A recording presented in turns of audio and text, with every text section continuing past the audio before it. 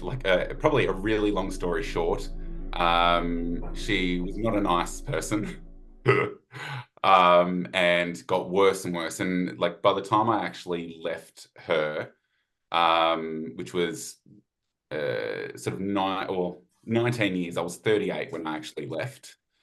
19 Um, years. Wow. Okay. yeah. And we went through it. Like there was things that we went through together that were really hard. So we did, and the fertility treatment and IVF journey for 7 years, which Wow. didn't. Okay.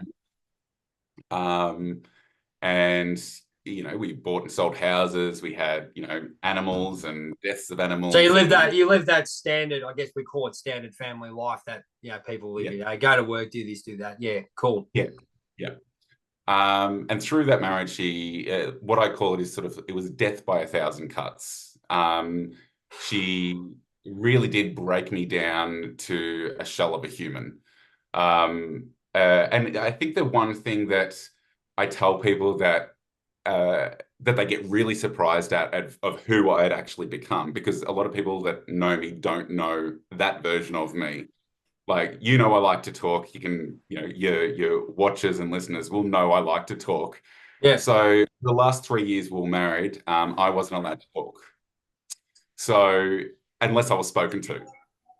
So Wow. I would come home from work, and if she didn't initiate a conversation, there was no talking in the So, house. okay, I'm going to ask you how spiritually and as a person, not as a male, because I know they're going to pull the male card, but let's say Yeah. as a human being, what was that? What was going through your head to actually submit to that one? What was happening? Because I know myself, I let myself go.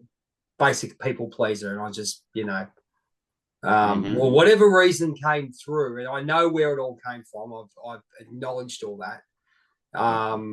And still to this day, I think we do a little bit of people pleasing. But when did you notice you're a people pleaser? Because that's just, yeah, interesting. Um, Coming, and it's, let's say, ladies and gentlemen, here I am. Clickbait yeah. this, female to male. Yeah. It's not, Exactly. it's not just male to female, ladies and gentlemen. It happens. If you actually look at the human race, this is why I got this great man on. It's a human race thing. Yeah. Sorry to interrupt. Absolutely. I just had to say that, mate. Well, that's right. I mean, domestic violence is not a gendered issue. Like people can be mean and treat their intimate partners horrifically, like Absolutely. no matter what. I mean, I think the difference is, and not to go down this tangent because I'll get back. I think one of the things is men, are generally physically bigger But and we are. are, It's the way it is, yeah, mate. You could say what yeah, you want. We are bigger. We are stronger. We've had, yeah, yeah, it's the yeah, way it is. exactly. Yeah.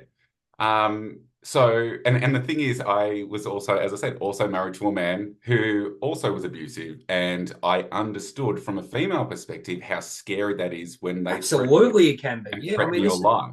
this is the whole point Yeah, about being a human in fear of whether it be a male or a female. And, yeah, the prerogative of being a big, strong male, which is fine.